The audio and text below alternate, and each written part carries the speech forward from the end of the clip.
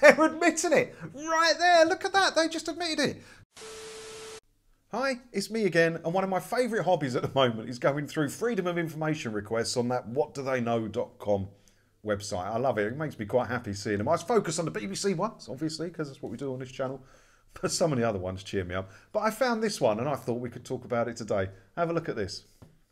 Dear British Broadcasting Corporation, I refer to this article in the Sun newspaper. Right, hang on. Let's click that link. We need to go there, don't we? BBC staff offered 1 hour online training session on how to drink water. Now, that may or may not be true. We don't know yet. But it sounds like it would be true. It sounds like something the BBC would do. Right, so back to the freedom of information request. So I refer to the article in the Sun newspaper which tells me BBC staff are being offered a 1 hour online training session on how to drink water. Under the Freedom of Information Act 2000, please provide me with the following information. Confirmation or not if the article in the Sun is in any way true. If true, the provider of the online training session.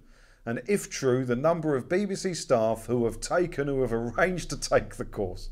If true, the cost to the BBC of providing this service. Mr. A. Wilmore. And I can say his name because it's public record. It's on there. Anyone can go and see it, can't they?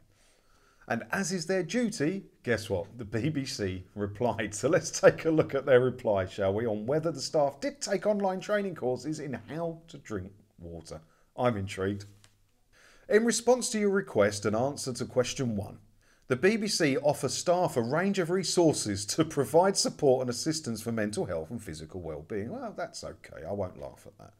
These cover a number of subjects and contain information on topical issues that may currently be affecting people. So topical issues that may currently be affecting people. Hydration. That affects people quite a lot, to be fair. I could do with some hydration right now, if only there was a course where it would teach me how to drink. One session entitled Hydration took place with the aim of highlighting the impact of poor hydration on our mental health and well-being. This session was part of a number of well-being seminars provided by the same provider. So let's cut through some of the long-winded waffling there and some of the bigger words, and it basically says, we did offer a session called Hydration, where we taught people about the importance of drinking water. My body tells me the importance of drinking water. If I go for a wee and nothing but sand comes out, I might need some water. I don't need a course to tell me that.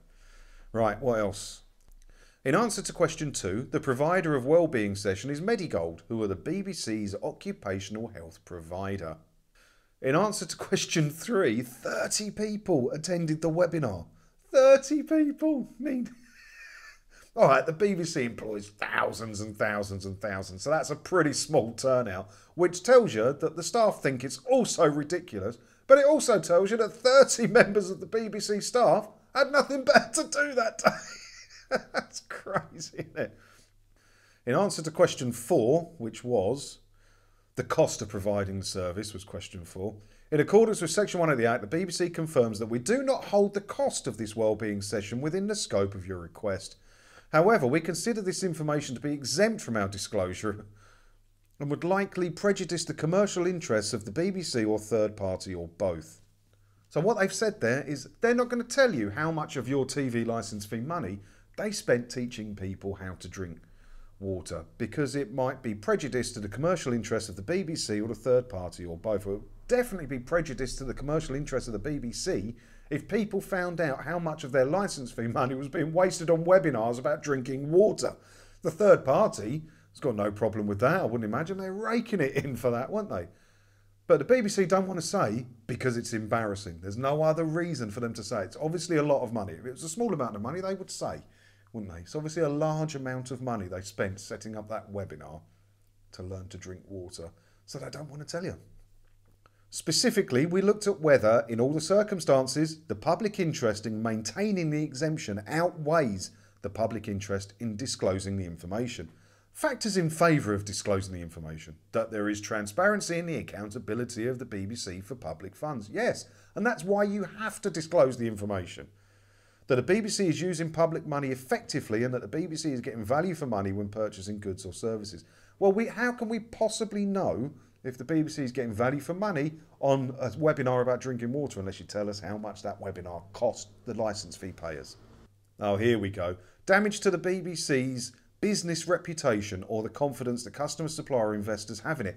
They're admitting it right there. Look at that. They just admitted it. Damage to the BBC's business reputation or the confidence that customers, that's you, with your licence fees, or suppliers or investors may have in it. So the reason they're not going to tell you how much those water webinars cost is because it might damage their reputation. It might piss you off, the people who paid for that with your TV licence fees. And that's good enough reason to not tell us how much that costs. What a joke. I can't believe they've just written it there. It might also weaken the BBC's bargaining position with suppliers and goods and services. Nonsense. Don't give me that old shit. Weaken the competitive position or the BBC or a third party in a particular market by disclosing sensitive information which will likely be used by competitors. No, nonsense. Harm the ability of the BBC or a third party to obtain goods and services in the future. It might, because people might stop working with you when they see the backlash you get for how much you spent on drinking water webinars. We are therefore satisfied in terms of Section 2 of the Act that in all the circumstances of the case, the public interest in maintaining the exemption outweighs the public interest in disclosing the information. Absolute nonsense, BBC. You've got away with some stuff in your time, but that's one of the funniest. That's one of the funniest. As set out in section blah, blah, blah of the Act, our subsidiaries, and we're going to list some of the BBC subsidiaries here, and there's an interesting one, spot it, including BBC Studio Works Limited, UK TV, BBC Global News Limited and BBC Studios Limited. Don't forget they own UK TV. It shows ads on the shows that you paid for years ago with your TV licence fee money. They make ads. So you can't get the information if it comes from one of them because they're commercial, basically. But you can get their accounts. So we know what UK TV spend on stuff, and we know how much they make because they file public accounts.